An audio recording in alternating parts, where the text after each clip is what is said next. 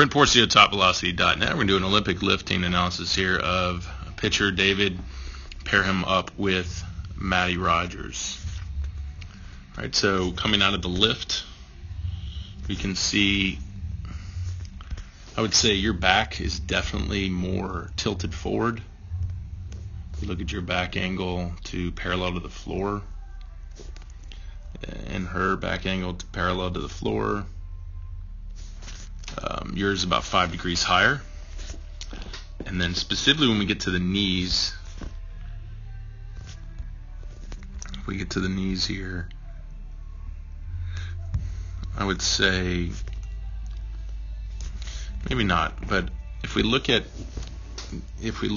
how far you're over the bar, if this is her bar path to your bar path, you're just a little bit more chin over bar. So we're trying to keep, it's hard, but we're trying to keep only the chin over the bar. So I'd like to see the line coming up right through the neck, even with her, but she's moving a lot heavier weight.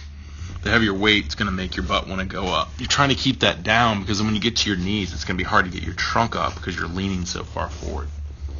So you can see when she gets to the knees and breaks the knees, that her knees start coming forward pretty aggressively as her trunk comes up. When you break your knees, you don't have that aggressive double knee bend, they call.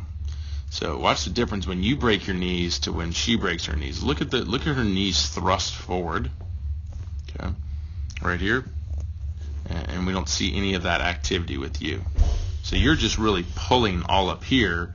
She's driving her hips through, her shins under the bar so she can start extending it up.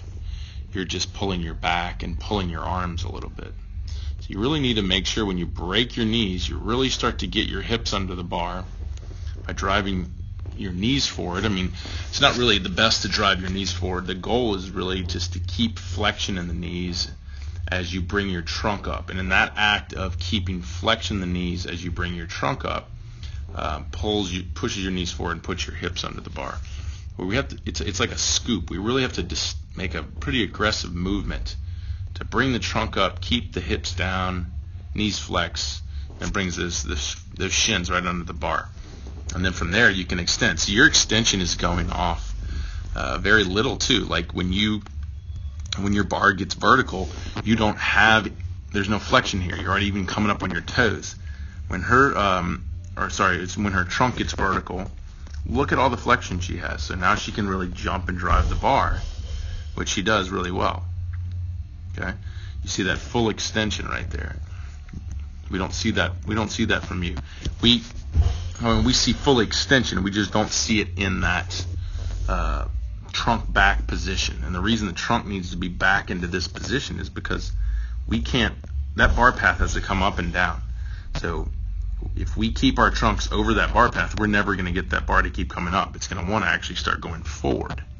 So you have to get your trunk out of the way so that bar can come up, and then when it comes back down, you can then get under the bar and catch the bar. If she's doing a full clean, you're just doing a power clean. Okay. So good catch, but just not the dynamics. Your feet didn't go hip width to shoulder width. You didn't slap your feet, drop your butt, and catch the bar. It was just kind of a slow rollover of the bar to your upper chest. So when you start doing heavier weight, you have to be quicker, going hip width to shoulder width with the feet, dropping your butt so you can catch that bar quickly in this high bar position in our power clean lift. So you're going to really have to start to work on that transition of breaking the knees, keeping flexion in the knee as your trunk comes up. This movement right here that she's doing really well is the key to really building a lot of power in this lift and getting really good at the motor control.